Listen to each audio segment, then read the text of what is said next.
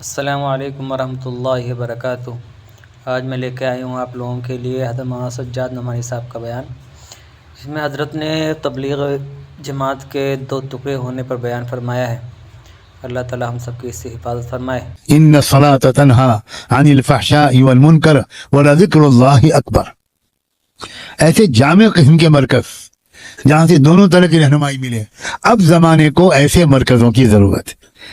اب تک جن مرکزوں نے ہماری رہنمائی کی وہ ہمارے سروں کے تاج ہیں، وہ ہمارے بہت محسن ہیں، لیکن یاد رکھنا اگر دو چار سمجھدار یہاں موجود ہوں تو میرے اشارے کو سمجھیں کہ ہر زمانے کا ایک مرکز ہوتا ہے۔ وہ زمانہ پورے 100 سال تک اپنی ذمہ داری پوری کر کے اگلے دور کے مرکز تک اس امانت کو منتقل کر دیتا ہے۔ ایک ہی مرکز قیامت تک نہیں چلتا، اس بات کو سمجھو۔ یاد رکھنا آج تو اسی پر لڑائی ہو رہی ہے کہ شورا صحیح ہے کہ امارت صحیح ہے۔ مطلب پاگل پن کی کوئی لمٹ ہے، کوئی انتہا ہے مسلمانوں کے پاگل پن کی؟ دو پارٹیاں بن گئی کانگریس اور بی جے پی کی طرح، ایک دوسرے کے خلاف باتیں کرنا۔ مسجدوں میں یہ اعلان کہ یہاں شورا والی جماعت نہیں ٹھہرے گی، مسجدوں میں یہ اعلان کہ یہاں امارت والی جماعت نہیں ٹھہرے گی۔ مسلمانوں کتنے ٹکڑوں میں بانٹو گے تم امت مسلمہ کو؟ کتنے ٹکڑوں میں بانٹو گے اسلام کو؟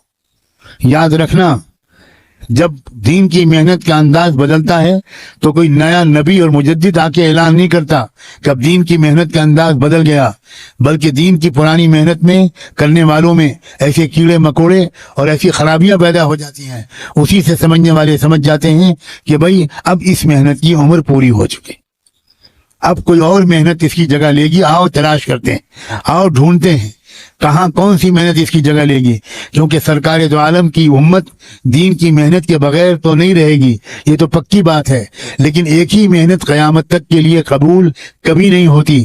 ایک زمانہ تھا کہ حضرت شاہ ولی اللہ کا نام تھا، آج لوگ ڈھونڈنے نکلتے ہیں کہ حضرت شاہ ولی اللہ کا مرکز کہاں تھا۔ ایک زمانہ تھا کہ حضرت مجدد صاحب کا مرکز تھا سرہند میں، آج لوگ ٹکٹ لے کر جاتے ہیں سرہند اور صرف وہاں فاتحہ پڑھ کے چلے آتے ہیں۔ یاد رکھنا ہر صدی کے مرکز بدلتے ہیں، اس بات کو سمجھو۔ میں خطرہ مول لے کر یہ بات کہہ رہا ہوں، میں جانتا ہوں کہ اسی بیان کے درمیان کمنٹس آنے شروع ہو گئے ہوں گے، ٹرول کیا جا رہا ہوگا، مجھے گالیاں دی جا رہی ہوں گی، بد دعائیں کی جا رہی ہوں گی، مجھے اس کی کوئی پرواہ نہیں ہے، مجھے اللہ کی پکڑ کا ڈر ہے۔ اس لیے وہ بات جو اللہ نے مجھ پر کھولی ہے میں صاف لفظوں میں کہنا اپنا فرض سمجھتا ہوں۔ اور آج جو مرکز آباد ہیں کل کو یہاں بھی خاک اڑے گی۔ یاد رکھنا کوئی مرکز، وہ نیرل کی خانقاہ ہو، مکتب نعمانیہ بیلگام ہو، جب تک یہ صحیح چلیں گے تب تک اللہ ان سے کام لے گا۔ جب نیت خراب ہوگی، جب عوام الناس کی عقیدتوں کا فائدہ اٹھانے کا مزاج چلے گا، جب بھورے بھارے لوگوں کو ایکسپلائٹ کیا جانے لگے گا تو خانقاہ نیرل میں بھی دھول اڑے گی، مکتب نعمانیہ بیلگام میں بھی گدے خچر ڈھیچو کریں گے، کوئی خیر کا کام یہاں سے وجود میں نہیں آئے گا۔ اللہ کو کسی کی غرض نہیں ہے، اللہ ہر ایک سے بے نیاز ہے، ہم اللہ کے محتاج ہیں، اللہ ہمارا محتاج نہیں۔ اللہ ہم کو صحیح راستے پر ثابت قدم رکھے۔ اللہ ہمیں ادھر ادھر بہکنے سے اور عوام الناس کے بھولے پن کا ناجائز فائدہ اٹھانے کی مہلک اور غلطی سے اللہ ہم سب کو بچائے رکھے۔ آپ کا فرض ہے سمجھداروں کا کہ آپ قریب سے رہ کر زندگیوں کو دیکھیں۔ میں صاف لفظوں میں دعوت دیتا ہوں، آپ میری باتوں کو سن کر میرے معتقد نہ بنیں، میرے ساتھ رہیں، راتوں کی تنہائیوں میں میرے ساتھ رہیں، سفر و حضر میں میرے ساتھ، دن رات کی فکروں کو دیکھیں، کن فکروں کو لے کر میں چل رہا ہوں۔ مجھے یہ بھی نہیں معلوم اب زندگی کے کتنے ہفتے اور مہینے باقی ہیں۔ میں آپ سے کہتا ہوں اب بھی کھلی کتاب کی طرح میری زندگی کا مطالعہ کریں اور دیکھیں کہ کیا اس بندے کا ساتھ لگنا کیا صحیح رہے گا، اللہ کے رضا کا باعث بنے گا، اس کو مضبوط کرنا، اس کی مدد کرنا، اس کی نصرت کرنا کیا مناسب رہے گا۔ رمضان کی 27ویں شب میں اللہ کو گواہ بنا کر اپنی زندگی کو پیش کر رہا ہوں۔ خدا کے بندو میں نے اپنی بات پوری کہہ دی، اس سے زیادہ میں نہیں سمجھتا کہ اور مجھے کیا کہنا چاہیے۔